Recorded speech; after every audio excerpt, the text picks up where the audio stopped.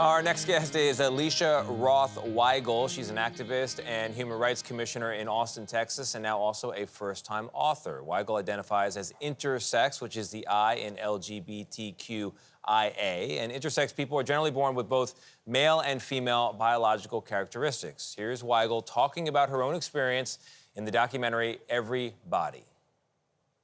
I was born intersex, between the two sexes.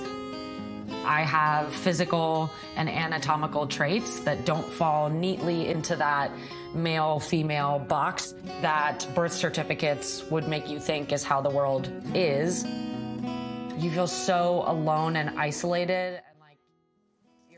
Weigel is now out with a new memoir. It is called Inverse Cowgirl, and she writes, quote, "Every human sometimes feels like a lone ranger, but the more we signal our weirdness to the world, the easier it'll be to find one another and feel more at home." Alicia Weigel, good morning. Thank you for being here. Thanks so much for having me. So the book is called Inverse Cowgirl. It's an eye-catching cover, and that title definitely gets attention.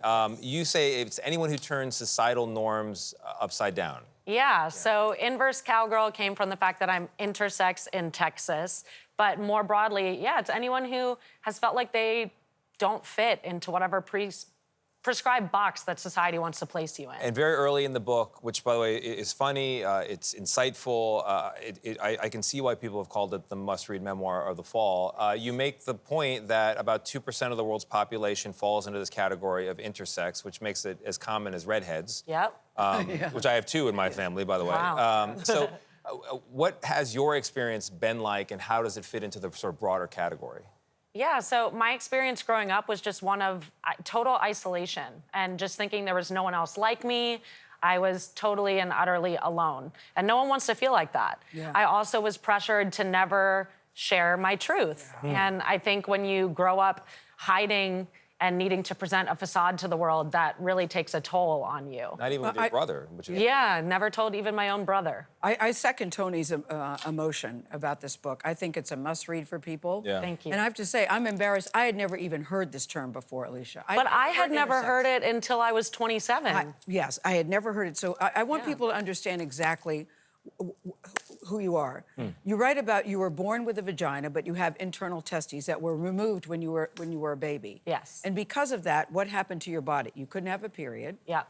You couldn't have children. Yep. You have no body odor. Yep. I mean, and so you were also told, don't tell anybody about this. What did you think was happening? What did you think you were?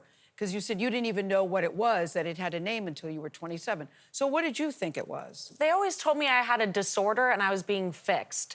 And that's the language that all intersex people, regardless of what variation you're born with, we receive that from doctors and from society, that we are a problem inherently because of how we are born and we are being fixed. But when you're told that you have a disorder, that means you're pathologizing our existence when there's actually nothing wrong with us. Yes. We are just born different. And then by trying to fix us, they often break us, like they did me. By removing my testes, that forced my body into hormonal withdrawal, that then leached calcium from my bones to where I now have osteoporosis in my early 30s. So again, by trying to fix what, if it ain't broke, don't fix it. Right. Yeah. And as you think about the messages that you were sent, and how you hear certain things and you start to wear it like a heavy coat or a cologne that reeks. Yep. And then one day you wake up and you say, no, I don't need to wear these titles, these tags, what they've been placing on me. Yep. What message do you have for kids that are out there that might be dealing with the same issues that you dealt with? First and foremost, you're not alone. Second, there's nothing wrong with you. That's right. You're beautiful. You're perfect just the way you are. And there's a whole beautiful community around the world that is here to embrace you.